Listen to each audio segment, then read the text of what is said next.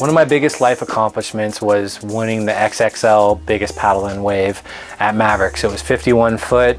I won a big award, and it really set me up for a really awesome 10 years of big wave surfing after that. And so I was a sponsored athlete for a long time, chasing the world's biggest waves. But before that, I went to San Diego State and I learned a lot. Really grateful to be back and hopefully inspire kids to really follow their dreams and learn as much as they can.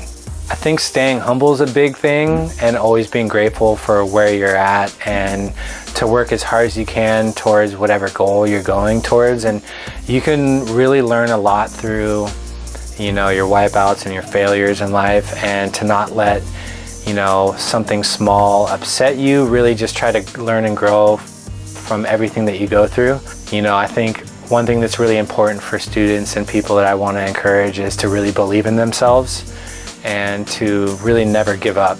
And it's okay to fail, it's okay to get a bad grade every once in a while, but there's certain things that you really have to just keep moving on, learn from that, and really be honest with yourself, whether you're putting your 100% into what you're working at. People can do anything they put their minds to, but you have to just be really humble, grateful, and put a lot of hard work into that.